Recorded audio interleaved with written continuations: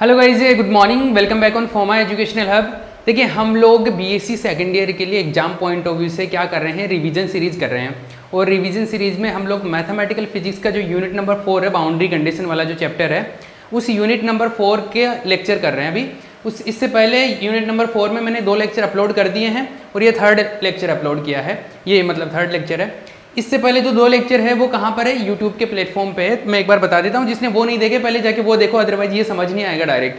तो वो यूट्यूब के प्लेटफॉर्म पे है। यूट्यूब पे कहाँ पे मिलेंगे एक बार मैं बता दूँ आपको।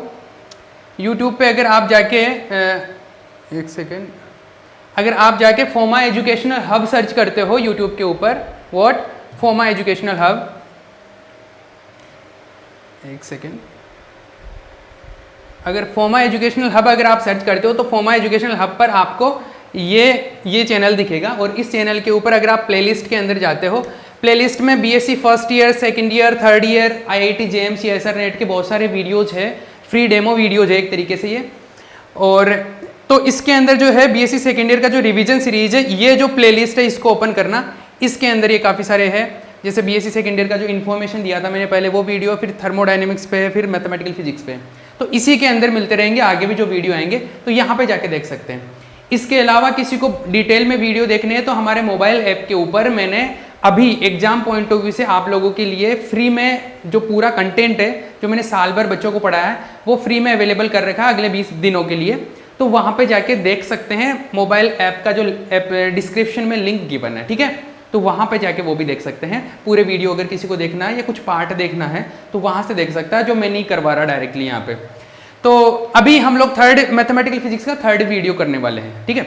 तो चलो, मैथमेटिकल फिजिक्स में हम लोग 3rd वीडियो पर जा रहे हैं। तो वो 3rd वीडियो किस तरीके से रहेगा, हम लोग मैथमेटिकल फिजिक्स की यूनिट नंबर 4 को डिस्कस कर रहे हैं, ठीक है। यूनिट नंबर 4 जो कि बाउंड्री कंडीशन या परिसीमा प्रतिबंध है, इसके ऊपर बात कर रहे हैं। और इस पर हम लोगों ने काफ़ी सारी चीज़ें पढ़ ली, 1-2 घंटे की क्लास पहले हो चुकी है। अब मैं कुछ चीज़ें और बताने वाला हूँ जिसमें हम लोग नेक्स्ट चीज़ें करने वाले हैं। अब देखो इस लेक्चर में क्या क्या करने वाले हैं। हाँ जी, एक चीज़ मैं बता दूं, इसको पढ़ने का और भी आसान तरीका ये है कि अगर आप इस चीज़ का प्रिंट आउट निकलवा लेते हो, इस नोट्स का प्रिंट आउट निकलवा लेते हो, तो सामने मैं जैसे एक्सप्लेन कर रहा हूँ वहाँ पे देखते जाते हो, साथ साथ में आपके पास में नोट्स रहेंगे, तो उसको अंडरलाइन करते जाइए, या वहाँ पर समझते रहेंगे कि अच्छा ये स्टेप के बाद में ये ऐसा है, तो साथ साथ में देखते भी रहेंगे, साथ साथ में वीडियो और नोट साथ में रहेंगे, तो ईजी हो जाता है करना। अदरवाइज आपको उसको बार बार ओपन करके देखना पड़ेगा, तो वो थोड़ा सा सिस्टमेटिक आपको ध्यान रखना पड़ेगा, ठीक है। चलिए हम लोग स्टार्ट करते हैं मैथमेटिकल फिजिक्स का। मैं यूनिट नंबर 4 करवा रहा हूँ, इसके बाद में यूनिट नंबर 3 का रिवीजन करवाऊंगा। और यूनिट नंबर 3 के अंदर काफ़ी इंपॉर्टेंट क्वेश्चंस के बारे में हम लोग बात करेंगे। तो देखो, हम लोग यूनिट नंबर 4 जो कि किया था हमने, इसमें काफ़ी सारी बात कर ली हमने कि कार्तीय निर्देश तंत्र, कार्टेशियन कोऑर्डिनेट सिस्टम में 3 वेरिएबल होते हैं, एक्स वाई जेड। उसी तरीके से स्पेरिकल में आर थीटा फाई होता है, और सिलेंड्रिकल में, गोलीय में क्या होता है, सॉरी बेलनाकार में रो फाई जेड होता है। फिर हमने लाप्लास इक्वेशन के बारे में बात की थी, लाप्लास समीकरण, डेल स्क्वायर साई होता है, पाइसन जो इक्वेशन होता है, पॉइजन इक्वेशन जो ऐसा होता है, हेल्महोल्ट्ज इक्वेशन जो ऐसा होता है। इस तरीके से हमने काफ़ी सारी बातें की। और फिर हमने बोला कि जो ये लाप्लास इक्वेशन है, इसका सॉल्यूशन कैलकुलेट करेंगे किसमें, 2 डायमेंशन में और 3 डायमेंशन में। 2 डायमेंशन और 3 डायमेंशन में, वो भी कार्तीय निर्देश तंत्र में, कार्टेशियन कोऑर्डिनेट सिस्टम में। तो जब 2 डायमेंशन में बात करें तो एक्स और वाई आएंगे, और 3 डायमेंशन में बात करेंगे एक्स, वाई और जेड, तीनों वेरिएबल्स में ये चीज़ें होने वाली है, ठीक है। ये हम लोगों ने पहले कंप्लीट कर लिया। अब देखो, हम लोग लाप्लास इक्वेशन के एप्लीकेशन भी कर लिए 2D में, 3D में। 2D में हम लोगों ने एक क्वेश्चन किया था प्लेट वाला, 2 प्लेटों के बीच में एक वायर पास हो रहा है, 2 प्लेट्स के बीच में एक वायर पास होता है, एक तार जा रहा है, एक आवेशित वायर है, चार्ज्ड वायर है, इसकी वजह से क्या पोटेंशियल होगा, विभव का मान क्या होगा, वो कैलकुलेट किया था। और ये इंपॉर्टेंट क्वेश्चन है, ठीक है। इसके अलावा एक हमने बॉक्स का भी किया था, आयताकार बॉक्स का, एक रेक्टेंगुलर बॉक्स है, उस रेक्टेंगुलर बॉक्स की वजह से किस तरीके से चीजें रहेगी, उनके ऊपर भी बात की थी। रेक्टेंगुलर बॉक्स ये वाले, इसके ऊपर भी पोटेंशियल का स्टडी किया था। ये 2 चीजें हम लोग कर चुके हैं। अब देखो नेक्स्ट क्या करने वाले हैं हम लोग। ये रेक्टेंगुलर बॉक्स हो गया। अब देखिए आज का लेक्चर यहाँ से है, तो इसमें है 1 सेकेंड, गोलीय निर्देश तंत्र में लाप्लास समीकरण, Laplace equation in spherical coordinate system. पहले हमने कहाँ पे किया, पहले कार्टेशियन कोऑर्डिनेट सिस्टम में किया, कार्तीय निर्देश तंत्र में किया। कार्तीय निर्देश तंत्र का मतलब था जैसे लाप्लास इक्वेशन का फॉर्मूला तो ये होता है। अब ये जो डेल स्क्वायर है दिस इज ऑपरेटर, इसको संकारक बोलते हैं, और इसका वैल्यू जो है हम लोग कैसे लिखते हैं, इस तरीके से लिखते हैं, जैसे साई आ गया तो यहाँ पे साई लगा देते हैं। 2D में बात करते हैं तो यहाँ पर y भी आ जाता है, 3D में बात करते हैं तो यहाँ पे z भी आ जाता है इक्वल टू 0। ऐसे किया, ये क्या है, लाप्लास इक्वेशन का फॉर्म है ये। फिर इसका सॉल्यूशन कैलकुलेट किया, ठीक है। लेकिन आप एक चीज ध्यान रखिए, यहाँ पे जब भी अब तक हमने जो बात की है उसमें x, y और z ये वेरिएबल ही काम में लिए, और x, y, z वाले जो वेरिएबल होते हैं ये कहाँ पर होते हैं, कार्तीय निर्देश तंत्र में होते हैं, कार्टेशियन कोऑर्डिनेट सिस्टम में होते हैं। तो वहां पर कार्टेशियन कोऑर्डिनेट सिस्टम में हमने 2 डायमेंशन में और 3 डायमेंशन में इस इक्वेशन के सॉल्यूशन भी फाइंड आउट किया, मतलब साई का भी मान कैलकुलेट किया, और साई का वैल्यू कैलकुलेट करने के बाद में उसका एप्लीकेशन भी किया प्लेट के लिए और बॉक्स के लिए। क्लियर है? ये सारी जो कहानी है वो कहां पे की हमने, वो सारी कहानी हम लोगों ने कार्टेशियन कोऑर्डिनेट सिस्टम में की, कार्तीय निर्देश तंत्र में, मतलब X Y Z coordinate system में, ठीक है। लेकिन अब हम लोग गोलीय निर्देश तंत्र में करने वाले हैं इसको। अभी तक के जो सॉल्यूशन कर रहे थे ये कार्टेशियन में कर रहे थे, अभी स्फेरिकल में करेंगे। और स्फेरिकल में करने का मतलब है यहाँ पे एक्स वाई जेड वेरिएबल नहीं होंगे, स्फेरिकल कोऑर्डिनेट सिस्टम गोलीय निर्देश तंत्र के वेरिएबल होंगे, और गोलीय निर्देश तंत्र में इनकी जगह क्या आता है, आर, थीटा एंड फाई, ये 3 वेरिएबल हुआ करते हैं, राइट। क्या, आर, थीटा, फाई। तो आर, थीटा और फाई, इन 3 वेरिएबल्स में, इन 3 चरों के अंदर हम लोग क्या करने वाले हैं, इस लाप्लास इक्वेशन का फॉर्मूला लिखेंगे और फिर उसका सॉल्यूशन भी कैलकुलेट करेंगे, मतलब साई का वैल्यू कैलकुलेट करेंगे in terms of R, theta and phi. R, theta और फाई के पदों में कैलकुलेट करेंगे, ठीक है। तो चलिए अब ये कैसे होता है इस चीज को समझ लीजिए। हमारा जनरल फॉर्मूला है del square psi equal to 0, this is general formula. अब एक्स वाई जेड में कार्तीय में कर रहे थे तो इसको एक्स वाई जेड के टर्म में लिख देते थे। लेकिन एक चीज सुनना, मैं बोल रहा हूं ये जो डेल स्क्वायर है ये क्या है, एक ऑपरेटर है, एक संकारक है। ये क्या है, एक संकारक है। जब एक्स वाई जेड में लिख रहे थे तो ये ऑटोमेटिकली इस तरीके का हो जाता था, ये ऐसा हो जाता था। लेकिन ये एक्चुअल में ऐसा नहीं होता। ये तो कार्तीय निर्देश तंत्र कार्टेशियन कोऑर्डिनेट सिस्टम के लिए ऐसा हुआ करता था। ये इन जनरल, वैसे इसका जो जनरल फॉर्म होता है वो ऐसा होता है, 1/h1 h2 h3 del by del u1, ये पहला वेरिएबल, h2 h3/h1, ये जो भी लिखा हुआ है ये इस तरीके से इक्वल टू 0। मतलब ये जो डेल स्क्वायर है ना उसका वैल्यू ये होता है जनरल फॉर्मूला। अब कोई पूछे कि ये कहाँ से आया, तो ये फर्स्ट यूनिट में मैंने बताया है, और फर्स्ट यूनिट में इस पर डिटेल में बातें की है। तो अब फर्स्ट यूनिट में जाके आप इस चीज को करो, उसके बजाय ये है कि आप इस चीज को याद रखना पड़ेगा आपको, ठीक है ना। इस चीज को क्या करना पड़ेगा, याद। ये डेल स्क्वायर का जनरल फॉर्मूला है। यहां पर u1, u2 और u3 ये 3 क्या है, वेरिएबल्स है, चर राशियां हैं। जैसे u1, u2 और u3 जो है, u1, u2 और u3 कार्तीय निर्देश तंत्र में ये होते थे x, y और z, ये 3 वेरिएबल ये हुआ करते थे। अब स्फेरिकल कोऑर्डिनेट सिस्टम गोलीय निर्देश तंत्र में बात करनी है अपने को।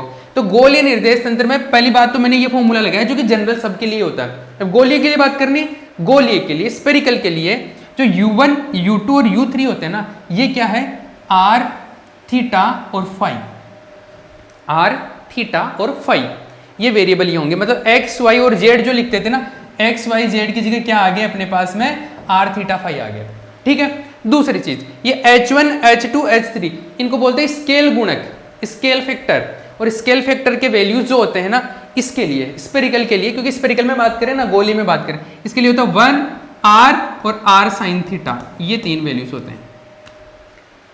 जो कार्तीय निर्देश तंत्र था कार्टेशियन, उसके लिए ये h1, h2, h3 की वैल्यू होते थे 1, 1, 1, इसलिए उसके लिए सबसे सिंपल फॉर्मूला मिलता था, और ये मिलता था सबसे सिंपल फॉर्मूला उसमें, क्योंकि ये 1, 1 होता था। यहाँ पर h1, h2, h3 की वैल्यू ये होते हैं, तो ये रखना पड़ेगा h1, h2, h3 के इसमें वैल्यू, और u1, u2, u3 की वैल्यू r, थीटा और फाई के टर्म्स में रखना पड़ेगा। चमका। अगर ये गोलीय स्फेरिकल नहीं देके सिलेंड्रिकल बेलनाकार अगर दे देता, तो बेलनाकार के लिए h1, h2 और h3 के वैल्यू कुछ और होते हैं, u1, u2 और u3 जो वेरिएबल होते हैं वो भी कुछ और होते हैं। तो वो जो भी होते हैं भी आगे के एक नेक्स्ट लेक्चर में आएगा, वो क्या होते हैं और वहां पर उस तरीके से कैसे यूज करेंगे उसके ऊपर बात करेंगे, ठीक है। तो मेनली क्या है, हमारे को क्या पूछा गया है कि जो लाप्लास इक्वेशन है उसका सॉल्यूशन फाइंड आउट करना है, कहाँ पर, स्फेरिकल में। तो स्फेरिकल में करना, तो सबसे पहले तो ये इक्वेशन याद होना चाहिए आपको। इस इक्वेशन में H1 H2 H3 की वैल्यू स्फेरिकल के लिए ये चीज़ें होती है 1r sin थीटा। ये फर्स्ट यूनिट में काफ़ी डिटेल में करवाया है मैंने। जिसको फर्स्ट यूनिट का थोड़ा डिटेलिंग देखना है तो मोबाइल ऐप के ऊपर पूरा कोर्स अभी फ्री में अवेलेबल है 20 दिनों के लिए, तो वहाँ पे जाके देख सकता है। एक चीज़ मैं बता दूँ, यूनिट नंबर फर्स्ट में अगर कोई यूनिट नंबर फर्स्ट छोड़ भी रहा है या उसमें से कुछ पार्ट करना चाहता है तो उसमें मैंने कुछ 4-5 घंटे के कुछ 3 टॉपिक करवा रखे हैं। एक तो जैकोबियन और एक है टेंसर, जैकोबियन, टेंसर और एक डिराक डेल्टा। ये 3 चीज़ें कर लेना, जैकोबियन, टेंसर और डिराक डेल्टा। करीबन 4 मार्क्स के आसपास का मिल जाएगा वहाँ से, यहाँ से एग्जाम में। डिराक डेल्टा, जैकोबियन और टेंसर ये कर लेना यहाँ से, ठीक है। और भी कुछ नहीं करना चाहो तो भी। अब चलिए ये फॉर्मूला है, ये कहाँ पे मिलेगा, मोबाइल एप्लीकेशन के ऊपर मिलेगा, तो डिस्क्रिप्शन में लिंक है, वहाँ से डाउनलोड करके आप देख सकते हो, वो पूरा डिटेल में है। और किसी को किसी भी चीज़ के लिए नोट्स चाहिए इसके रिगार्डिंग तो मुझे व्हाट्सएप पे मैसेज कर देना, उसका भी डिस्क्रिप्शन में नंबर है। हाँ तो चलिए हम लोग करते हैं वापस से। तो ये हमारा क्या है, इक्वेशन है। इस इक्वेशन में H1, H2 और H3 की वैल्यू पुट कर दो, U1, U2 और U3 की वैल्यू पुट कर दो। तो वैल्यूज जब हम लोग पुट करते हैं तो देखो ये इन टर्म्स में होके सिंपल होके ऐसा मिल जाता है। H1, H2, H3 की वैल्यू और U1, U2, U3 की वैल्यू पुट करेंगे तो U1, U2, U3 3 वेरिएबल है, तो R, थीटा और फाई के टर्म्स में आ गया, ठीक है ना। इन तीनों के टर्म्स में आ गया ये, और ये इस तरीके का इक्वेशन बन गया। अब इस इक्वेशन में देखिए मुझे क्या करना है, मुझे तो इसका सॉल्यूशन कैलकुलेट करना है। सॉल्यूशन का मतलब साई का मान, साई का वैल्यू कैलकुलेट करना है, जो कि R, थीटा और फाई की टर्म्स में आएगा। क्योंकि जैसे पहले कार्टेशियन में वो किस में आता था, X, Y और Z में, यहाँ पे किस में आएगा, R, थीटा, फाई में, ठीक है। चलिए इसको इस पे बात करते हैं। तो R, थीटा, फाई में कैसे आएगा। अब देखो ये है, अपने को पता है क्या है कि साई है, इसमें देखो ये R के रिस्पेक्ट में डिफरेंशिएशन हो रहा है, तो R के रिस्पेक्ट में डिफरेंशिएशन हो रहा है, तो थीटा और फाई क्या रहेंगे, कांस्टेंट। जैसे X के रिस्पेक्ट में डिफरेंशिएशन होता तो Y और Z कांस्टेंट रहते थे, Y के रिस्पेक्ट में कर रहे तो X और Z वो पार्शियल डिफरेंशिएशन का रूल समझते होंगे। तो इसमें देखो R के रिस्पेक्ट में डिफरेंशिएशन करेंगे तो साइन थीटा वाला पार्ट कांस्टेंट रहेगा, तो इसको ले लियो बाहर, इसका बाहर ले लिया हमने, है ना। यहाँ पे थीटा के रिस्पेक्ट में हो रहा है तो R तो क्या R से कैंसिल आउट हो गया, कोई बात नहीं, ये अंदर रह गया। इसमें फाई के रिस्पेक्ट में कर रहे हैं तो फाई के रिस्पेक्ट में करेंगे तो R वाला और साइन थीटा वाला जो है ना वो बाहर आ जाएगा। तो R तो खैर वैसे कैंसिल आउट, साइन थीटा वाला जो है ना बाहर आ जाएगा, तो साइन थीटा बाहर आ गया, तो ये साइन थीटा बाहर आ गया, ये बच गया, इसमें ये बच गया, इसमें ये बच गया। अब देखो इसको थोड़ा और सिंप्लीफाई करने के लिए, सिंपल करने के लिए क्या किया मैंने, साइन थीटा से डिवाइड कर दिया। साइन थीटा से डिवाइड किया तो यहाँ पे साइन थीटा हट गया, यहाँ पे साइन थीटा नीचे आ गया बाहर, अंदर तो था ही, अंदर वाला काटना मत, ये बाहर है, ये साइन थीटा बाहर है, ठीक है। और यहाँ पे साइन थीटा से डिवाइड किया तो साइन स्क्वायर थीटा आ गया। क्लियर है, ये मिल गया अपने को। आगे चलिए, अब अपने को क्या करना है, चर पृथक्करण विधि तो लगा रहे हैं हम लोग, वेरिएबल सेपरेबल मेथड अब यूज कर रहे हैं, तो वेरिएबल सेपरेबल मेथड से क्या करेंगे, देखो अपने पास में ये इक्वेशन आ गए, इसको थोड़ा सा कंपेयर करना पहले से। पहले जो इक्वेशन आती थी, 1 सेकेंड, पहले जो इक्वेशन आती थी वो किस में आती थी, X, Y और Z में। कैसे किस में आती थी, X, Y और Z में। तो हम लोग क्या करते थे, जब X, Y, Z में आती थी तो हम लोग क्या करते थे, उसमें वेरिएबल सेपरेबल मेथड लगाते थे और क्या करते थे, साई का वैल्यू हम लोग लिखते थे कैपिटल X, कैपिटल Y और कैपिटल Z, ऐसे लिखते थे। कैपिटल X को हम लोग मानते थे स्मॉल x का फंक्शन, इसको स्मॉल y का फंक्शन और इसको स्मॉल z का फंक्शन, ऐसे लेते थे। लेकिन अभी पूरा गेम किस में है, स्फेरिकल कोऑर्डिनेट सिस्टम है, जिसमें वेरिएबल x, y, z नहीं है, क्या है, r, थीटा और फाई। तो r, थीटा और फाई में अगर हम लोग कैलकुलेशन करते हैं, स्फेरिकल कोऑर्डिनेट सिस्टम में क्या करने वाले, स्फेरिकल कोऑर्डिनेट सिस्टम में अब x, y, z तो है नहीं, यहाँ पे क्या है, स्मॉल r है, स्मॉल थीटा है और स्मॉल फाई है। मतलब इनकी जगह है, इसके स्मॉल x की जगह r है, इसकी जगह है थीटा और इसकी जगह क्या है, फाई है, ऐसा है। तो अब हम क्या करेंगे, पहले जब ऐसा इक्वेशन मिलता था तो हम साई को ऐसे मान लेते थे, x, y और z का फंक्शन। अब क्या करेंगे, x, y, z तो है नहीं, अब हम लोग ले रहे हैं r, capital R, capital theta को ऐसे लिख देते हैं, ऐसे ऐसे, एक कैपिटल फाई, और कैपिटल फाई को कैसे लिख रहे हैं, कैपिटल फाई को लिख रहे हैं ऐसे करके, ऐसे लगा देते हैं, ठीक है। तो एक तो लिया कैपिटल R, एक कैपिटल थीटा और कैपिटल फाई, और इनको फंक्शन मान लिया, इसको स्मॉल r का, इसको स्मॉल थीटा का और इसको स्मॉल फाई का, ऐसे फंक्शन ले लिए। अब क्या करने वाले हम, पहले क्या करते थे, एक्स वाई और जेड का मान लेते थे, फिर एक्स वाले टर्म को आगे चल के अलग कर लेते थे, उसका अलग से सॉल्यूशन कैलकुलेट करते थे, वाई वाले को अलग कर लेते थे, सेपरेट कर लेते थे, उसका सॉल्यूशन कैलकुलेट कर, जेड का तीनों का सॉल्यूशन अलग अलग कैलकुलेट करके यहाँ पे लाके पुट कर देते थे, फाइनल सॉल्यूशन मिल जाता था। यही होता था। सेम मेथड ये यहाँ पे यूज करें, मेथड वही है, बस वेरिएबल चेंज हो गए तो थोड़ा सा कॉम्प्लिकेटेड लग रहा है ये। यहाँ पर पहले आर के लिए सोल्व करेंगे, फिर थीटा के लिए सोल्व करेंगे, फिर फाई के लिए, किसी के लिए भी सोल्व कर लो, लेकिन तीनों का वैल्यू कैलकुलेट करके हम लोग यहाँ पे पुट करने वाले हैं। ठीक है, ये चीज होने वाली है। यहाँ पे देखिए अभी कैसे होगा। सबसे पहले देखो अपने को चाहिए क्या, यहाँ पर हम लोग क्या करते थे, ये आर थीटा फाई का फंक्शन ले लिया, तो साई का देखो, साई का आर के रिस्पेक्ट में डिफरेंशिएशन है, स्मॉल आर के रिस्पेक्ट में, तो इस इक्वेशन की हेल्प से क्या करेंगे, साई का स्मॉल आर के रिस्पेक्ट में डिफरेंशिएशन करेंगे। साई का स्मॉल आर के रिस्पेक्ट में डिफरेंशिएशन करेंगे तो इसका डिफरेंशिएशन होगा, क्योंकि ओनली ये आर का फंक्शन है, ये दोनों कांस्टेंट रह जाएंगे। जैसे पहले कैसे हुआ करता था, पहले ऐसे था एक्स वाई और जेड, तो इसका एक्स के रिस्पेक्ट में डिफरेंशिएशन करते थे तो ओनली एक्स का डिफरेंशिएशन होता था, वाई और जेड क्या रह जाते थे, कांस्टेंट रह जाते थे, और ऐसे ओनली स्मॉल एक्स का डिफरेंशिएशन होता था। सेम उसी वे में आर का डिफरेंशिएशन होगा जब आर के रिस्पेक्ट में कर रहे हैं, थीटा और फाई कांस्टेंट रह जाएंगे। ठीक है, फिर ये चीज कैलकुलेट करेंगे थीटा के रिस्पेक्ट में, थीटा के रिस्पेक्ट में कैलकुलेट करेंगे तो आर और फाई कांस्टेंट रह जाएंगे, थीटा वाले टर्म का क्या होगा, डिफरेंशिएशन।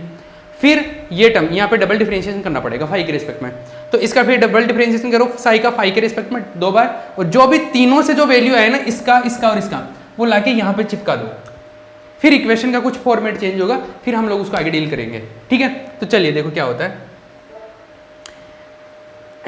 साई का वैल्यू आर ये आ गया ना, तो सबसे पहले डेल साई का आर के रिस्पेक्ट में डिफरेंशिएशन किया, आर का रिस्पेक्ट में डिफरेंशिएशन किया, तो ये आ गया, ये दोनों कांस्टेंट रह गए।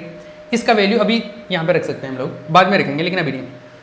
ठीक है, इसी तरीके से हम लोग क्या करेंगे, ये कैलकुलेट करने के लिए थीटा के रिस्पेक्ट में डिफरेंशिएशन करेंगे, ये थीटा के रिस्पेक्ट में डिफरेंशिएशन किया, ये वैल्यू आ गया। ठीक है, अब क्या करेंगे, फाई के रिस्पेक्ट में, ये फाई के रिस्पेक्ट में 2 बार करना पड़ेगा, है ना, 2 टाइम्स डिफरेंशिएशन करेंगे, तो 2 टाइम्स, एक बार तो पहले ये किया तो आर और थीटा कांस्टेंट रह गया, फाई के रिस्पेक्ट में कर लिया, फिर क्या किया, फिर किया तो हम लोगों ने फिर एक और बार किया, तो एक और बार किया तो ये आ गया, डबल आ गया।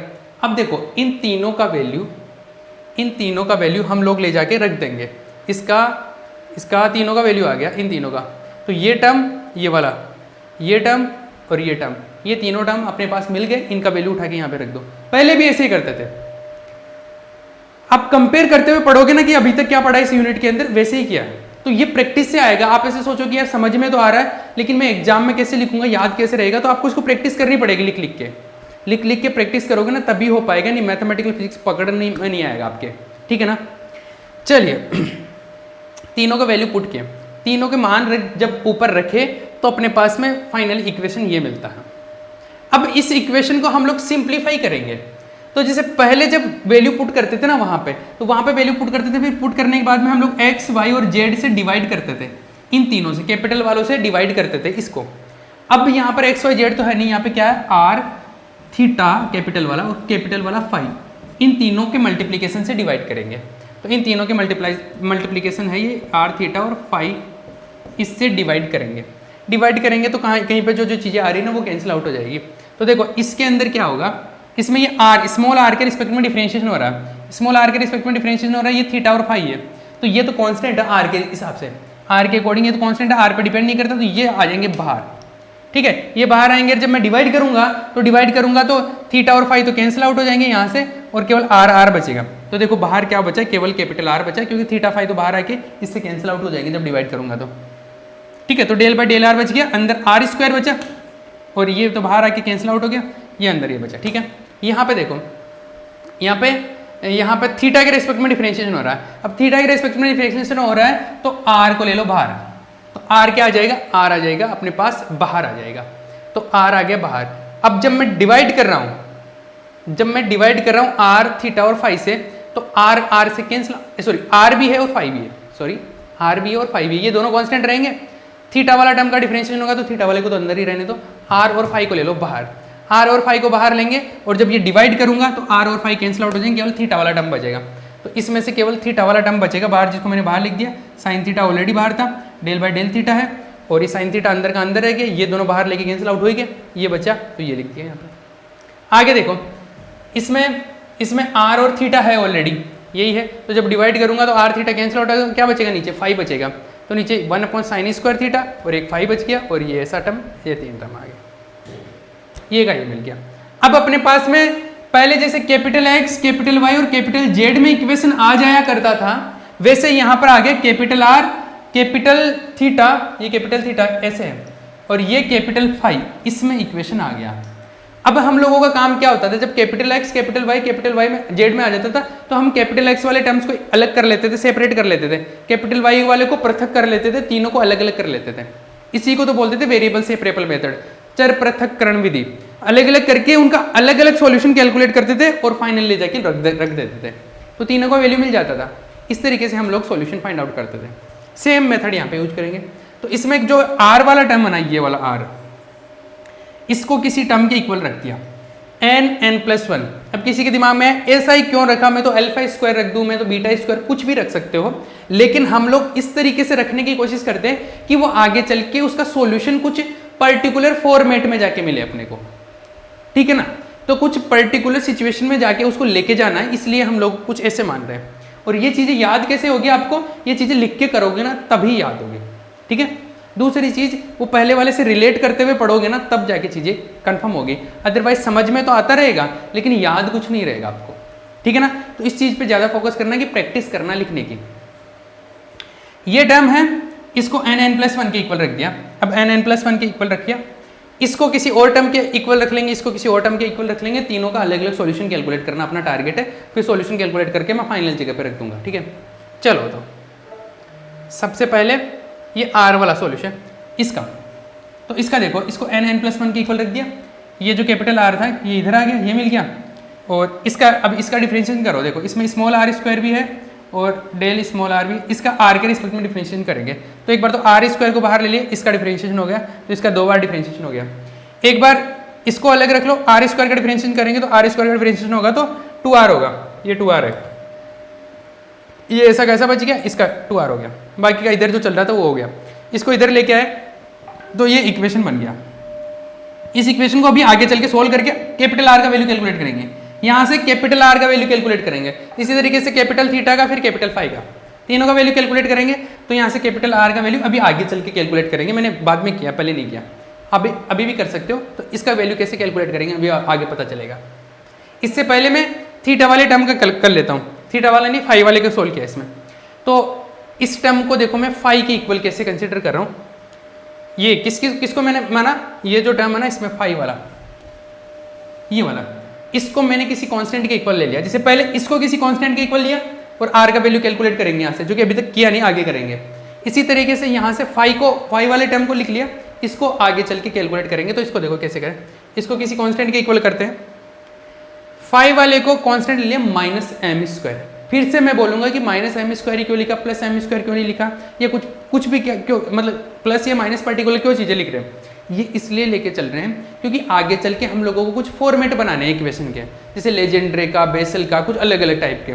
तो वो फॉर्मेट जब इस तरीके से लेके चलेंगे ना तभी बनेंगे, और उन फॉर्मेट्स के डायरेक्ट सॉल्यूशन पता होते हैं, तो हम लोग उस तरीके का बनाने की कोशिश करेंगे, ठीक है, इसलिए कर रहे हैं। तो इसको -m² के इक्वल रखा, ये φ² इधर ले गए, φ² इधर ले गए, तो ये तो कांस्टेंट है, ये इस तरीके से, ये फर्स्ट ऑर्डर, ये जो होता है ना second order differential equation one variable में, वो जो कल बता रहा था मैं, वो मिल गया अपने को। और इसको कैसे सोल्व करते हैं, इसको ऐसे सोल्व करते हैं ना, इसको d² ले लेते हैं, ये फाई आ गया, ये m², ये फाई, ये इसमें d² प्लस m², इसमें फाई इक्वल टू 0, और इसको 0 के इक्वल पुट करते हैं और सॉल्यूशन मिल जाता है। d² plus m² equal to 0, d² equal to -m², d equal to plus minus iota m, दो सॉल्यूशन मिल गए, और दो सॉल्यूशन मिल गए तो इस इक्वेशन का सॉल्यूशन मतलब फाई का वैल्यू कैलकुलेट करना आता अपने को। तो इस तरीके से इसका तो सॉल्यूशन मिल गया, फाई का तो मिल गया, मुझे r का कैलकुलेट करना है, फाई का कैलकुलेट करना है और थीटा का करना है, ये तीन ही तो वैल्यू कैलकुलेट करना है, क्योंकि ये तीनों मिल गए। तो मुझे ये पता है कि r, थीटा और फाई, मैंने ये चीज़ें मान रखी है। तो थीटा फाई का वैल्यू मिल जाए, थीटा का मिल जाए और फाई का r का मिल जाए, तीनों का मिल जाए। तो r वाला तो इक्वेशन अभी हमने कंप्लीट सोल्व नहीं किया, आधा छोड़ दिया बीच में। फाई वाला ये हो गया, फाई वाला इसको सोल्व करेंगे तो यहाँ से मिल जाएगा, फाई वाला मिल जाएगा, फिर थीटा वाला करेंगे, फिर r वाला। देखो कैसे कैसे होता है, फाई वाला कंप्लीट यहाँ पे करेंगे तो फाई वाले का इस तरीके से दो सॉल्यूशन आ गए, प्लस आयोटा m और माइनस आयोटा m, इससे इस तरीके से मिल गया ये तो या तो एक्सपोनेंशियल में मिल जाता है इसका सॉल्यूशन, या तो इस फाई का वैल्यू क्या मिलता है यहाँ पे A E to power iota M, X की जगह क्या है यहाँ पे फाई है, स्मॉल फाई है, ये कैपिटल फाई है, plus B E to power minus iota M phi. या तो ये इस तरीके का मिल जाता है अपने को आई ई एक्सपोनेंशियल में ई की पावर में, या फिर हम लोग साइन या कॉस के टर्म में रख सकते हैं। ये चीज़ मैं पहले बता चुका हूँ लास्ट लेक्चर में। तो हम लोगों ने साइन और कॉस के टर्म में रखना इसको उचित समझा, इस तरीके से कर लिया। ठीक है, ये चीज़ मान ली अभी। ठीक है, अब देखो इसको कैसे सिंप्लीफाई किया। जो पहले इक्वेशन चल रही थी, फाई का सॉल्यूशन तो मिल गया, फाई का मिल गया ना, आर का भी कैलकुलेट करेंगे अभी, आर का भी करेंगे। इससे पहले ये क्या किया मैंने, ये ऐसे किया है, ये क्या किया है, ये ऐसे किया है कि देखो इसको तो हम लोगों ने किसके इक्वल लिख लिया, एन एन प्लस वन के, तो इसकी जगह तो मैं एन एन प्लस वन लिख सकता हूँ। और इसको मैंने ले लिया फाई स्क्वायर, क्या ले लिया, सॉरी माइनस एम स्क्वायर, तो इसको माइनस एम स्क्वायर लिख सकता हूँ। तो इसको ये लिख दूँ एन एन प्लस वन और इसको माइनस एम स्क्वायर लिखूँ, तो फाइनली इक्वेशन जाके जो मिलता है ना, वो नीचे जो आया था वही मिलता है। ये देखो, ये एन एन प्लस वन रख दिया उसकी जगह और उसकी जगह माइनस एम स्क्वायर रख दिया, बाकी का वही इक्वेशन है, उसमें वैल्यू पुट किया। ठीक है, अभी देखो हम लोगों ने फाई का तो वैल्यू कैलकुलेट कर लिया, आर का नहीं किया था ना, बीच में छोड़ दिया था। तो आर का अपने पास में जो इक्वेशन आया था उससे हम लोग आर का वैल्यू कैसे कैलकुलेट करते हैं, सुनो। आर को मैंने एक सॉल्यूशन मान लिया इसका कि आर क्या होगा, R equal to A R to power alpha, ये एक तरीका होता है सोल्व करने का, A R to power alpha, ऐसे मान लिया मैंने कैपिटल आर का वैल्यू। अब कैपिटल आर का वैल्यू ये मान लिया, तो आर में एक वो इक्वेशन आई थी ऊपर जिसको हमने अधूरा छोड़ दिया था, आगे सोल्व नहीं किया था, उसमें आर की हेल्प से मैं यहाँ पे कैलकुलेट कर सकता हूँ। कैसे, देखना, हमारे पास में इक्वेशन थी क्या, ये रही आर वाली, ये आर की इक्वेशन है, ये capital del square R upon del small R square, ये आर ये था, और हमने आर को क्या माना अभी, A R to power alpha. अब देखो यहाँ से आर का एक बार डिफ्रेंशिएशन करूँ del R by del small R, जो मिलेगा वो यहाँ पे पुट कर दूँ, फिर दो बार एक और बार डिफ्रेंशिएशन करूँ, जो मिलेगा वो यहाँ पे पुट कर दूँ, और आर का वैल्यू यहाँ पे पुट कर दूँ। तो अपने पास तीनों के वैल्यू पुट करने पर एक इक्वेशन मिलेगी और उसका सॉल्यूशन क्या मिलेगा। देखो इसमें पुट किया मैंने किसका, यहाँ से वैल्यू, ये सॉल्यूशन माना, और यहाँ से del R by del small R del square R by del small R square, ये और आर का वैल्यू, तीनों का वैल्यू उस इक्वेशन में पुट किया, तो अपने पास में ये इक्वेशन मिलता है। इस इक्वेशन को देखो जहाँ से भी कैंसिल आउट हो रहा है वो चीज़ें कैंसिल आउट की हमने, और कैंसिल आउट करके क्या मिला, कैंसिल आउट करके चीज़ें देखो, यहाँ पे आर स्क्वायर है, यहाँ पे आर स्क्वायर है, आर अल्फा माइनस टू है, तो इसको ऐड करेंगे तो माइनस टू प्लस टू से कैंसिल आउट हो जाएगा। इसी तरीके से आर टू पावर एक है, इधर R to power R minus एक है, तो एक से एक कैंसिल आउट हो जाएगा। इस तरीके से जो भी चीज़ें कैंसिल आउट हो रही है ना, कैंसिल आउट कर दो, और कैंसिल आउट करने के बाद में फाइनल जो अपने को मिलता है, फाइनल ये मिला और ये मिल गया। अब ये हम बोल रहे हैं ये तो जीरो हो नहीं सकता, ये जीरो हो गया तो पूरा सॉल्यूशन ही जीरो हो जाएगा, कैपिटल आर ही, तो इसमें क्या होगा, ये जीरो हो गया एक तरीके से ये, और ये क्या है अल्फा स्क्वायर माइनस अल्फा, और ये जो भी आया ये जो कैंसिल आउट हो जाएगा यहाँ से जो भी होगा। ठीक है, ये माइनस अल्फा आ रहा प्लस टू अल्फा, तो प्लस अल्फा बच गया। ये इस इक्वेशन को हमने जीरो के इक्वल पुट कर दिया, इस इक्वेशन को, क्योंकि ये तो जीरो हो नहीं सकता ना, ये तो कैपिटल आर है। अब कैपिटल आर ही जीरो हो गया, मतलब आर वाला तो पूरा सॉल्यूशन ही जीरो हो गया, तो it can not be zero. तो जीरो कौन होगा, ये जीरो होगा, तो इसको हम लोगों ने जीरो के इक्वल पुट किया, तो ये देखो ये क्या हो गया, क्वाड्रेटिक इक्वेशन मिल गया, द्विघात समीकरण मिल गया। द्विघात समीकरण से हम लोग अल्फा का वैल्यू कैलकुलेट कर सकते हैं, और अल्फा का जो वैल्यू आया, अल्फा का क्या वैल्यू आया, अल्फा के दो वैल्यू मिले अपने को अल्फा के, क्योंकि हम लोग श्रीधराचार्य जो फॉर्मूला है वो अप्लाई करते हैं, और अल्फा के दो वैल्यू मिले, एक बार प्लस के लिए एक बार माइनस के लिए, एक बार मिला n और एक बार मिला माइनस वन प्लस n, तो ये दो सॉल्यूशन मिल गए। ठीक है, और इन दोनों सॉल्यूशन का अगर हम लोग यूज करते हैं, क्या मिला, एक तो n और एक माइनस n प्लस वन, ये दो चीज़ें मिली। और इन दोनों सॉल्यूशन का हम लोग कैसे, रियल है ये, अगर इमेजिनरी होते तो साइन कोस में भी लेके जा सकते थे, एक्सपोनेंशियल में लेके जा सकते हैं। ये दो सॉल्यूशन मिले, दोनों रियल है, तो इसको कैसे लिखेंगे, c ई टू पावर जो भी सॉल्यूशन मिला, जैसे एक मिला n, और किस में चल रहा है, ये r में चल रहा है, variable r, plus d E to power, यहाँ पर दूसरा सॉल्यूशन क्या मिला, माइनस वन प्लस n, और वेरिएबल क्या है r। ये सॉल्यूशन मिल गया, किसका वैल्यू, कैपिटल R का वैल्यू। ये कैपिटल R का वैल्यू मिल गया, एक पहले फाई का वैल्यू मिल गया था अपने को। अभी मेरे पास में क्या बचा, केवल थीटा बचा, थीटा का वैल्यू और कैलकुलेट कर लो, तीनों का वैल्यू अपने को r थीटा और फाई इस फॉर्मूले में रख दो तो साई का वैल्यू मिल जाएगा। r का तो मिल गया, फाई का मिल गया, थीटा और चाहिए, तो थीटा के लिए देखो क्या कर रहे हैं हम लोग, ये चीजें ऐसे याद नहीं रहेगी, प्रैक्टिस करनी पड़ेगी। अभी 8-10 दिन है आपको एग्जाम को, आराम से 10 दिन से भी ज़्यादा है, तो आप आराम से प्रैक्टिस कर सकते हो। डेली का 1-1, 2-2 घंटे भी इसकी प्रैक्टिस करोगे मैथमेटिकल फिजिक्स की, तो आप 4-5 दिन में अच्छे से कवर कर लोगे। ठीक है, तो आर का वैल्यू ये मिल गया। अब देखो क्या हुआ। हाँ, अब क्या किया, समीकरण डी से, समीकरण डी कहाँ पर है, ऊपर है। क्या किया है, हाँ, जो अपन ने सिंप्लीफाई किया था ना, जो इक्वेशन सिंप्लीफाई किया था, देखो ये रहा, ये एक सेकेंड, ये इक्वेशन था, इसमें हम लोगों ने आर का वैल्यू ये माना था तो ये लिख दिया था, थीटा का वैल्यू ये माना था ये लिख दिया। इसी इक्वेशन को सिंप्लीफाई किया, मतलब इसको पहले लिख लिया, इसको इधर लेके चला गया, तो इसको इधर लेके गया तो देखो क्या बना, इसको पहले लिख लिया, उसको इधर लेके आया तो ये मिल गया। ये जो इक्वेशन है ना, ये एक पर्टिकुलर फॉर्म है किसका, लेजेंड्रे इक्वेशन का। अभी लेजेंड्रे एक फॉर्मेट होता है इक्वेशंस का, ये यूनिट नंबर 3 में होता है, तो बस आप ध्यान रख लो कि ये किसका जाके फॉर्मेट बन जाता है, लेजेंड्रे का।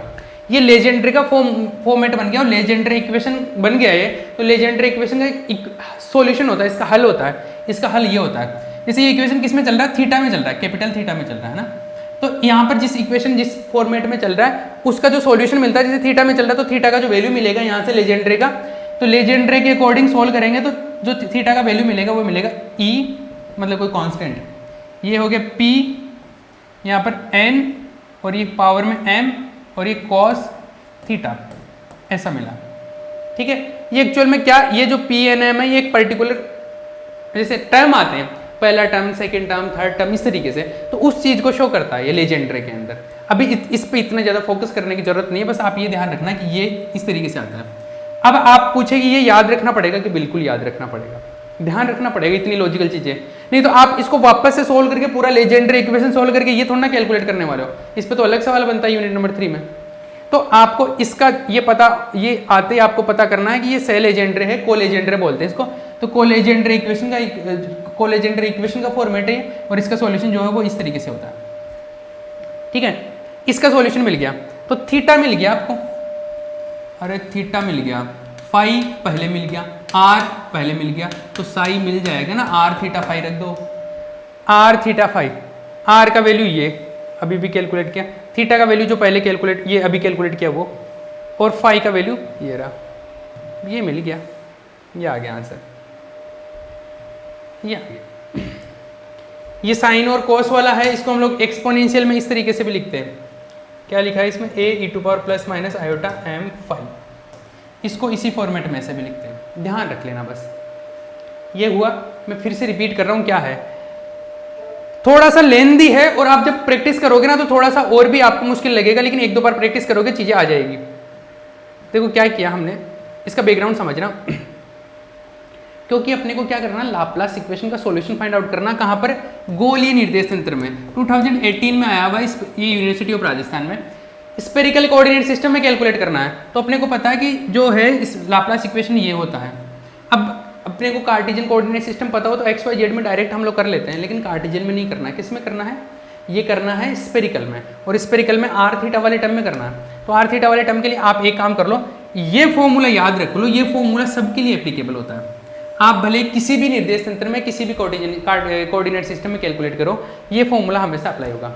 अब गोलीय निर्देश तंत्र के लिए कर रहे हैं ना, स्पेरिकल के लिए, तो स्पेरिकल के लिए H1, H2 और H3 के वैल्यूज ये है, U1, U2, U3 ये 3 वेरिएबल आर थीटा फाई है, इनके वैल्यूज रखेंगे तो ये सिंप्लीफाई हो गया, ये सिंप्लीफाई हो गया, इसमें कुछ थीटा से, ये साइन थीटा से डिवाइड करके और सिंप्लीफाई कर लिया। फाइनली ये क्या मिला अपने को, स्मॉल आर स्मॉल थीटा और स्मॉल फाई में ये इक्वेशन मिल गया। एक बार छोटा एक क्वेश्चन भी आया हुआ है, छोटा क्वेश्चन क्या आया है, छोटा क्वेश्चन ये आया हुआ है कि गोलीय निर्देश तंत्र में लाप्लास इक्वेशन का फॉर्मूला लिखो, ये लाप्लास इक्वेशन लिखो, write down the Laplace equation in spherical coordinate system.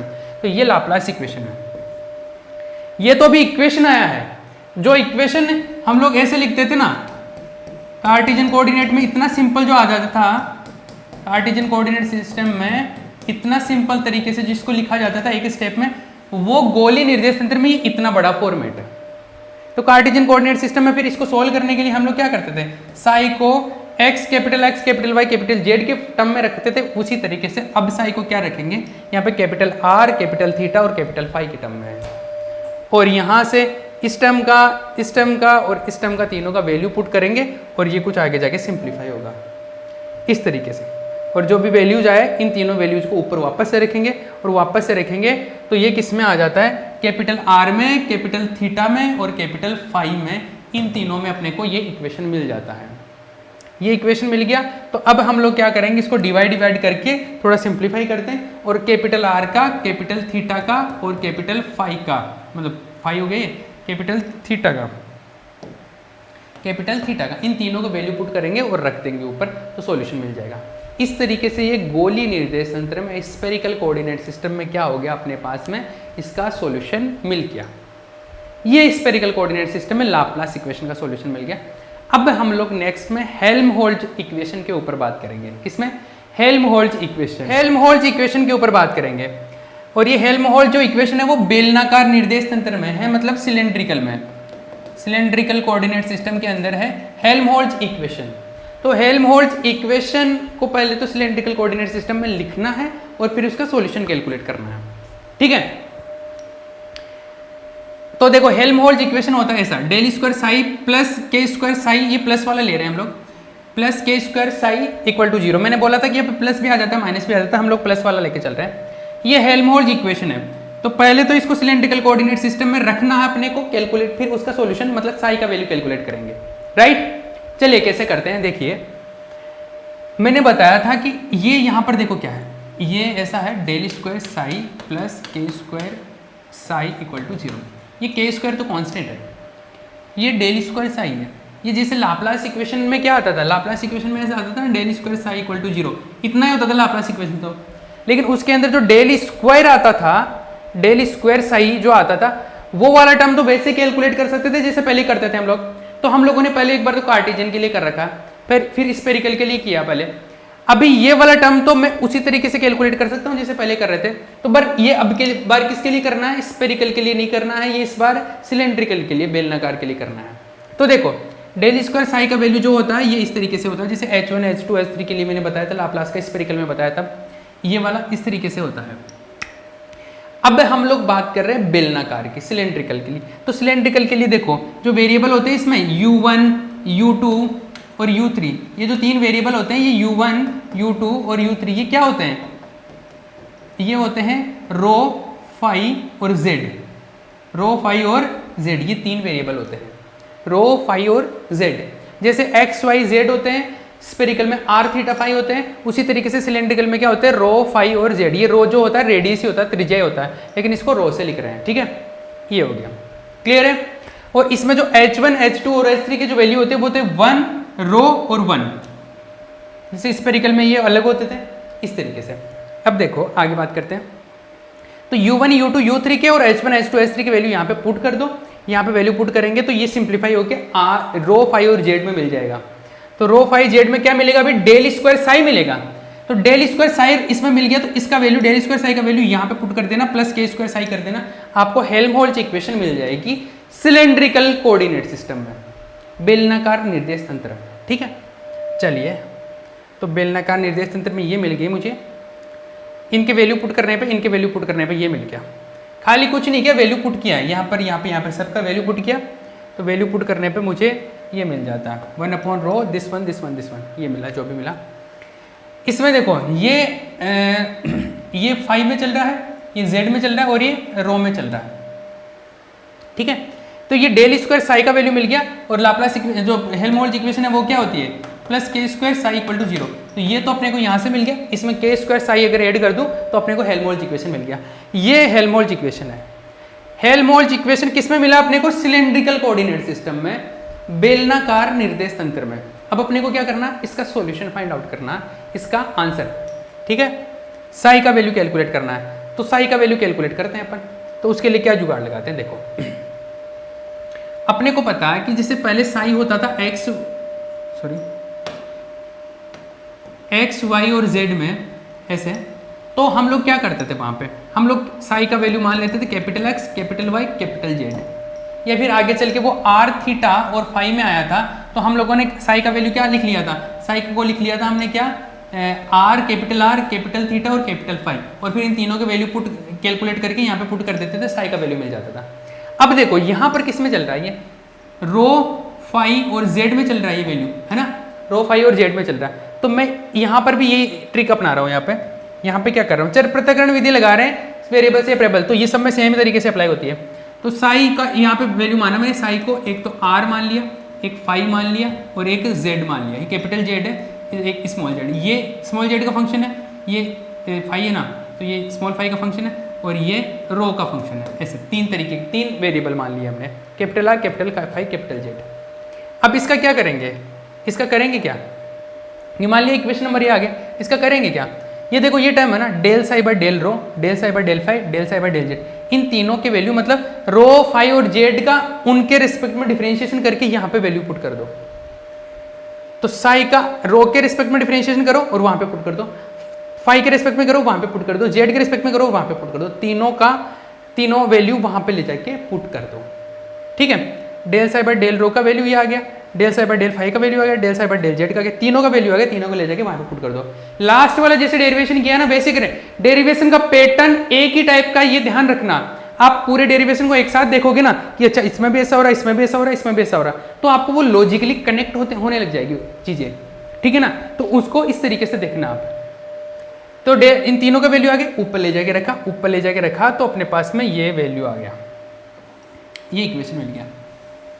अब ये जो इक्वेशन मिला किसमें मिला, कैपिटल आर में, कैपिटल फाई में और कैपिटल जेड में, इन तीनों में। प्लस के स्क्वायर साई भी है यहाँ पे, क्या है प्लस, यहाँ पे लिखा हुआ प्लस के स्क्वायर साई इक्वल टू 0, क्योंकि हम लोग क्या इक्वल टू 0 अपने क्या कर रहे हैं, हेल्महोल्ट्ज इक्वेशन सोल्व कर रहे हैं। हेल्महोल्ट्ज इक्वेशन में यहाँ पे के स्क्वायर भी आता है साथ में। ठीक है, चलिए अब इसको सिंप्लीफाई करने के लिए वो वैसे डिवाइड कर दिया जैसे capital X, capital Y, capital Z से किया था एक बार हमने, फिर आगे स्फेरिकल में हम लोगों ने आर, थीटा और फाई से किया था, उसी तरीके से यहाँ पे आर, फाई और जेड से कर रहे हैं, जो भी तीन वेरिएबल चल रहे हैं उनसे कर दिया डिवाइड करके, तो कुछ सिंपल हो गया। क्योंकि इसमें देखो रो के रिस्पेक्ट में कर रहे हैं तो फाई और जेड ये तो बाहर आ जाएंगे कॉन्स्टेंट समझ के, ये बाहर आ जाएंगे, और जब इससे डिवाइड करेंगे तो फाई और जेड कैंसिल आउट हो जाएंगे, कैपिटल आर बचेगा। यहाँ पे क्या बचेगा, कैपिटल आर, ये रो तो ऑलरेडी है, कैपिटल आर बचेगा। क्लियर है। उसी तरीके से यहाँ पर देखो फाई के रिस्पेक्ट में डिफरेंशिएशन हो रहा है, फाई के रिस्पेक्ट में डिफरेंशिएशन हो रहा है, तो रो और आर, रो और ये आर है क्या, हाँ रो आर और जेड ये तीनों ही बाहर आ जाएंगे। फाई के रिस्पेक्ट में हो रहा है ना, तो रो आर और फाई जेड तीनों आ जाएंगे, क्योंकि फाई का टर्म फाई का ही डिफरेंशिएशन होगा, तो इन तीनों को बाहर ले लिया। इन तीनों को बाहर लूंगा तो देखो यहाँ से कुछ कैंसिल आउट होगा, इससे डिवाइड भी करूंगा, इनको बाहर लूंगा तो आर और जेड, तो इससे डिवाइड करेंगे तो आर और जेड तो कैंसिल आउट हो जाएगा। ठीक है, ये फाई बच गया, एक तो डिवाइड करने पे, एक रो ये बाहर आया वो बच गया। इसमें देखो जेड के रिस्पेक्ट में डिफरेंशिएशन करेंगे तो रो और बाहर आ जाएगा, रो और आर बाहर आ जाएगा, तो रो बाहर आ गया और आर बाहर आ गया, और फाई भी बाहर आ जाएगा, फाई तीनों ही बाहर आ जाएंगे, तो रो आर और फाई बाहर आ जाएंगे, तो आर और फाई तो कैंसिल आउट हो जाएंगे। क्या बचेगा यहाँ से, आर और फाई कैंसिल आउट हो गया तो जेड बचेगा एक तो जेड बचा यहाँ पे, यहाँ से जेड बचा, और यहाँ पर एक रो भी आना चाहिए था, एक सेकेंड, हाँ ये जेड तो बच गया, और यहाँ पर रो आना चाहिए था ना, एक सेकेंड, अच्छा सॉरी ये टर्म तो अंदर है, ये तो बाहर का चल रहा है, ये टर्म ये रहा, तो ये रो आ गया और जेड बच गया। ठीक है, नीचे सही है, बिल्कुल ठीक किया है। इसमें देखो के स्क्वायर साई है ऊपर, और जब डिवाइड करेंगे तो आर फाई और जेड से कर रहे हैं, आर फाई जेड से, तो नीचे डिवाइड हो गया। ठीक है, ये टर्म मिल गया। इसके बाद में क्या किया, इस रो को अंदर ले गया मैं, ये रो सबके बाहर था ना, इस इतने टर्म के बाहर था ये, इसको अंदर ले गया तो ये रो आर हो गया, ये जैसा था वैसा आ गया। इसमें रो स्क्वायर हो गया क्योंकि रो एक बाहर से आ गया, रो स्क्वायर हो गया। इसमें रो से ये बाहर वाला आया तो कैंसिल आउट हो गया, ये बच गया। और क्या किया, और इसके अंदर के स्क्वायर ये कैसे कैंसिल हुआ, ओ देखो ये साई है, साई को किसके इक्वल लिखा है मैंने, आर फाई और जेड के इक्वल लिखा है, तो ये साई, ये आर फाई जेड नीचे, तो ये आर फाई जेड से साई कैंसिल आउट हो गया। ठीक है, क्लियर है। और इसके साथ में के स्क्वायर तो है, और ये रो तो केवल इसके साथ में मल्टीप्लिकेशन में के स्क्वायर बच गया यहाँ पे, और रो ये तीनों टर्म से मल्टीप्लाई होके ये ऐसा मिल गया। ठीक है, अरे क्लियर है ना, ये रो को इन तीनों टर्म्स के साथ मल्टीप्लाई कर दिया, यहां से क्या मिला अपने को, के स्क्वायर मिल गया, फाइनली ये मिला अपने को। अब देखो इसमें क्या करेंगे, इसमें तीन पार्ट मिल गए, एक तो ये आर वाला, एक ये फाई वाला, एक ये जेड वाला। तो इन तीनों टर्म के मैं वैल्यू कैलकुलेट कर सकता हूँ अलग अलग। देखो करिए कैसे करते हैं। ये जेड वाला बहुत सिंपल है, इस तरीके का इक्वेशन हम लोग सोल्व करना जानते हैं। सेकंड ऑर्डर डिफरेंशियल इक्वेशन को वन वेरिएबल में इसका सॉल्यूशन जानते हैं ना, तो इसको बीटा स्क्वायर की माइनस बीटा स्क्वायर की इक्वल कर दिया। इसी तरीके से इसका भी सॉल्यूशन करना हम लोग जानते हैं, 1/5 डेल स्क्वायर 5 डेल 5 स्क्वायर है, इसका भी जानते हैं। ऊपर कैपिटल फाई यही है, ऐसा है, ऊपर तो जो लिखा हुआ है कैपिटल फाई और नीचे जो लिखा हुआ है स्मॉल फाई है, ऐसा है, ठीक है, इसका ध्यान रखना। तो इसको हम लोगों ने माइनस बीटा स्क्वायर लिख दिया, इसको माइनस बीटा स्क्वायर लिखा और माइनस बीटा स्क्वायर करके इसको जेड से मल्टीप्लाई कर दिया, इसको इधर ले आएंगे और फिर वो वैसा ही डी स्क्वायर जेड रहेगा और इधर से आएगा तो प्लस बीटा स्क्वायर जेड रहेगा equal to 0 D square plus beta square, और वही इतनी देर जो कर रहे थे वो वैसा solution D square equal to minus beta square और ये आएगा प्लस माइनस आयोटा बीटा, किसका वैल्यू डी का, और वो या तो एक्सपोनेंशियल में या साइन कोस में कर लो, तो साइन कोस में या तो ये जेड का वैल्यू मिल जाएगा, यहाँ से जेड का मिल जाएगा, इसी तरीके से फाई का भी मिल जाएगा, जेड का और फाई का मिल जाएगा। इसी तरीके से हम लोग आर का करेंगे, तीनों का मिल गया, तो तीनों का मिल गया तो ये क्या है आर फाई और जेड, ये तीन ही चीज़ें कैलकुलेट करनी पड़ती है। तो आर जेड और फाई तो यहाँ से मिल जाएगा, ये माइनस बीटा स्क्वायर जेड से मिल जाएगा यहाँ से, तो जेड से मिला, फिर फाई का कैलकुलेट करेंगे। देखो ये जेड का मिल गया, एक्सपोनेंशियल में लिख लो या साइन कोस में लिखा।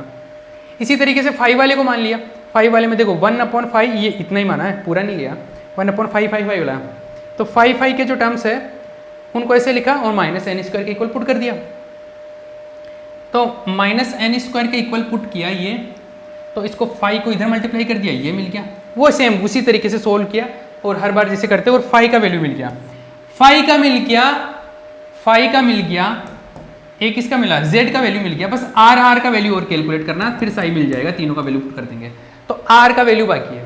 तो आर का वैल्यू कैलकुलेट करने के लिए देखो क्या करते हैं, आर का वैल्यू कैलकुलेट करने के लिए क्या करते हैं, देखो सुनो, इक्वेशन कौन सी थी, ये इक्वेशन थी, इस इक्वेशन में आर वाला टर्म बच गया ना इसका, तो इसको तो हम लोगों ने क्या माना, अभी ये कांस्टेंट के इक्वल मान लिया था, इसको भी ये कांस्टेंट जिसको माइनस बीटा स्क्वायर लिख रहे थे उसके इक्वल मान लिया था, तो इसको माइनस बीटा स्क्वायर लिख लो और इसको जो कांस्टेंट माना उसके इक्वल लिख लो, फिर देखो इक्वेशन क्या बनता है, फिर आर में बचेगा ना, तो इसको तो माइनस बीटा स्क्वायर लिख लिया, इस फाइव वाले को क्या रखा मैंने, फाइव वाले को माइनस एन स्क्वायर रखा, तो उसका दोनों का वैल्यू रखा, उसमें माइनस एन स्क्वायर रख दिया, फाइव वाले की जगह बीटा, जेड वाले की जगह बीटा स्क्वायर लिख दिया, फाइनली ये इक्वेशन बना।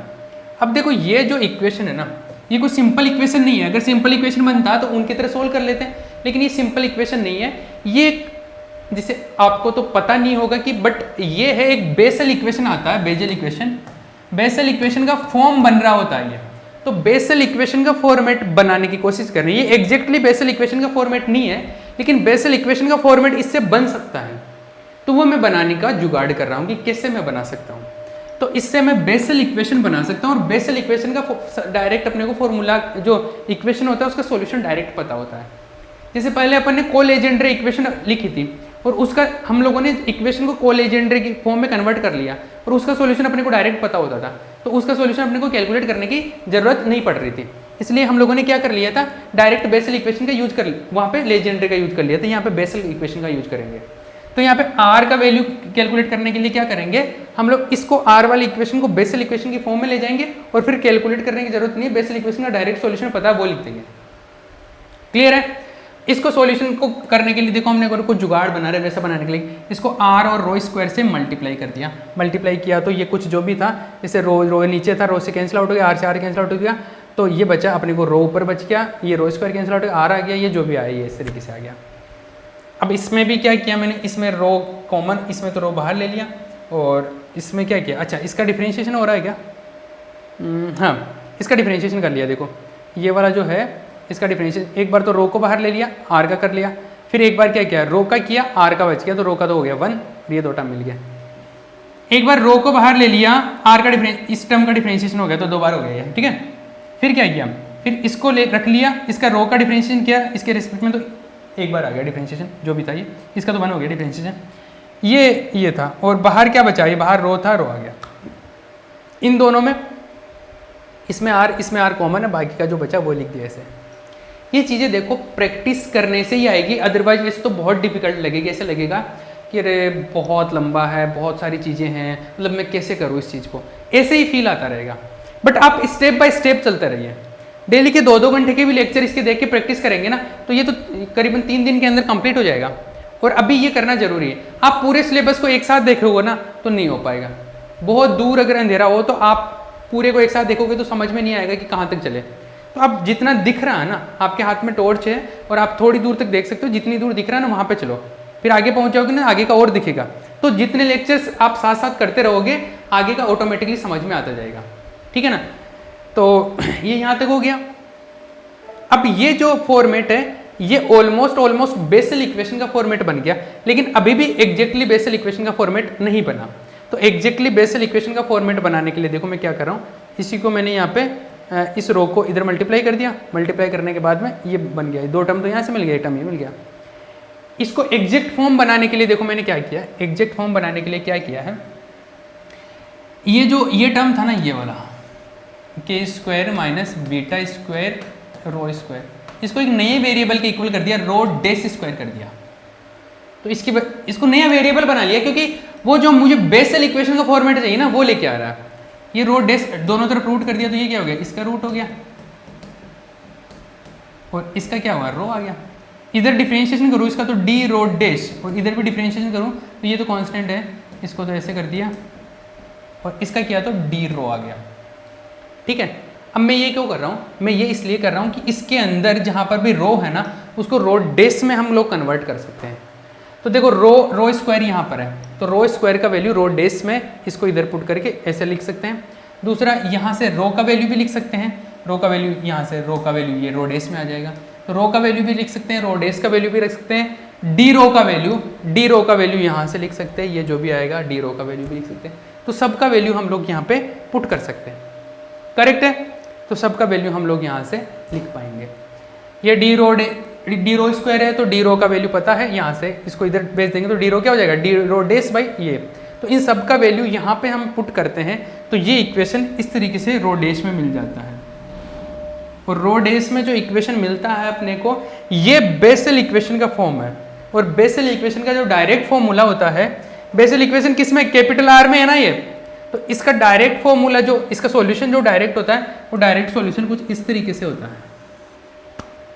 नीचे वेरिएबल रो डेस चल रहा है, ऊपर क्या है फंक्शन कैपिटल आर। तो इसका डायरेक्ट जो सॉल्यूशन होता है वो कि कैपिटल आर का जो वैल्यू है वो ये मिलता है।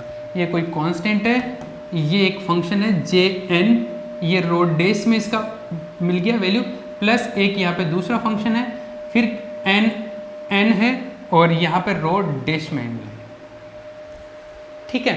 ये इस तरीके से अपने को चीज़ें यहाँ पे मिल जाती है। अब रो डेस हमने ऊपर माना था, जिस चीज़ को माना वापस लिख दो यहाँ पे, रो डेस हमने इसको माना था तो इसका वैल्यू यहाँ पे रखो, ये वैल्यू रखा तो फाइनली अपने को आर का वैल्यू ये मिल गया। आपकी बुक्स में इतना डिटेल में नहीं दे रखा, लेकिन ये इस तरीके से होता है। तो रो डेस का वैल्यू आप ये इस तरीके से ध्यान रख सकते हो, ठीक है। अब चीज़ें एक चीज़ और सुन लो, आर का वैल्यू मिल गया, आर का वैल्यू मिल गया, फाई का वैल्यू मिल गया था पहले, और जेड का वैल्यू मिल गया था, तीनों का वैल्यू मिल गया। तो साई का वैल्यू क्या होता है, आर फाई और जेड। फाई तो तीनों का वैल्यू रख दो एक साथ, तीनों का वैल्यू एक साथ रखा तो ये जो भी है ये आ गया। इसको और सिंप्लीफाई कर लूँगा, अभी मैं बता दूंगा, बट ये तीनों का वैल्यू रखा और ये फाइनल अपने को वैल्यू मिला है। इसको थोड़ा और सिंप्लीफाई कर लेते हैं। सिंप्लीफाई करने के लिए कुछ टर्म्स को जीरो करके हटा देते हैं, ठीक है। तो ये सिंप्लीफाई कैसे आ जाएगा। अब एक बात सुनो, फाई का वैल्यू और जेड का वैल्यू ये तो ऊपर किया हमने तो सिंपल वे में मिल गया, लेकिन आर का वैल्यू ये बेसल इक्वेशन का फॉर्म बन के थोड़ा कॉम्प्लिकेटेड हो गया। तो किसी को थोड़ा सा ऐसे दिक्कत आए ना, तो देखो एग्जाम पॉइंट ऑफ व्यू से मैं एक चीज बता दूं कि फाई का वैल्यू आपने कर लिया, जेड का वैल्यू कर लिया, तो आर का वैल्यू आप अगर डायरेक्ट याद रख सको तो डायरेक्ट याद रख लेना। अब अगर आर की वैल्यू की वजह से आपका पूरा क्वेश्चन छूट जाता है तो आप ये चीज ध्यान रख सकते हो ना, फाई का वैल्यू कैलकुलेट करना आता है, जेड का वैल्यू कैलकुलेट करना आता है, आर का वैल्यू डायरेक्ट याद रख लेना। तो ये याद रख लोगे तो आप तीनों का वैल्यू पुट करके यहाँ पर ये फाइनली ये वैल्यू कैलकुलेट कर सकते हो। एक लॉजिक बता रहा हूँ ताकि पूरा क्वेश्चन नहीं छूटे अगर पूरा याद नहीं रहे तो, ठीक है ना, क्लियर है। चलिए अब ये आर फाई जेड का वैल्यू तीनों का वैल्यू रख दिया। इसको देखो थोड़ा सिंप्लीफाई करने के लिए कुछ टर्म्स को जीरो कर दिया है, एफ और सी को एफ को और सी को जीरो कर दिया तो ये टर्म हट गया इसमें से और इसमें से ये टर्म हट गया, तो ये दो टर्म हट गए तो इसमें से ये टर्म बचा, इसमें से डी वाला बचा, इसके दोनों टर्म बचे, ये टर्म बचा। इसमें ये डी कांस्टेंट है, ये ई भी कांस्टेंट है, तो हम लोग जो डी है इस डी को अंदर ले जा सकते हैं, डी और ई को इसमें मल्टीप्लाई कर दिया। जैसे डी को मैं ए और बी के साथ में इन दोनों टर्म के साथ में मल्टीप्लाई कर दूँ तो देखो इसमें मल्टीप्लाई किया, डी को अंदर ले गया तो डी को इसके साथ मल्टीप्लाई हो गया, इसके साथ मल्टीप्लाई, इसको नया वेरिएबल बोल दिया ए डैश, इसको नया वेरिएबल बोल दिया बी डैश। अरे डी ए को ए डैश बोल दिया, डी बी को बी डैश बोल दिया। और अभी आगे देखो ये इधर ए ई वेरिएबल हो रहा है, ई को भी अंदर ले जाऊँ मैं, ई को इसके साथ में, तो ए डैश ई और बी डैश ई, इनको भी एक नया वेरिएबल ले सकते हैं a1 और b1। वैसे दोनों को साथ में मल्टीप्लाई करके डायरेक्ट भी लिख सकते थे, बट ये ऐसे किया हुआ है। और फाइनली अपने को ये सॉल्यूशन मिल गया साई का। ठीक है, क्या किया एक बार ओवरव्यू देखो इसका। हम लोगों को कैलकुलेट क्या करना था, हेल्महोल्ट्ज जो इक्वेशन थी उसका सॉल्यूशन कैलकुलेट करना था, और हेल्महोल्ट्ज इक्वेशन होती है ये, और किस में करना था, सिलेंड्रिकल कोऑर्डिनेट में।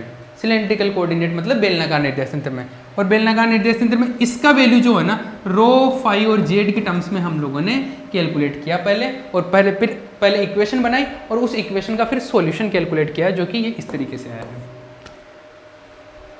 ठीक है, तो ये थोड़ा सा मतलब लेंदी कॉम्प्लिकेटेड था, बट पैटर्न वही है, चर पृथक्करण विधि लगा रहे, वेरिएबल सेपरेबल मेथड यूज कर रहे जो जैसे पहले कर रहे थे। ठीक है, क्लियर है।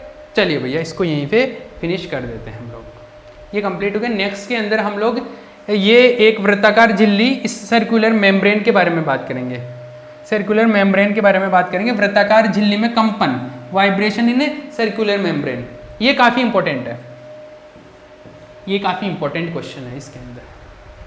ठीक है, चलिए ये काफ़ी बार आया हुआ है, तो ये हम लोग नेक्स्ट लेक्चर के अंदर करेंगे। ठीक है, ओके।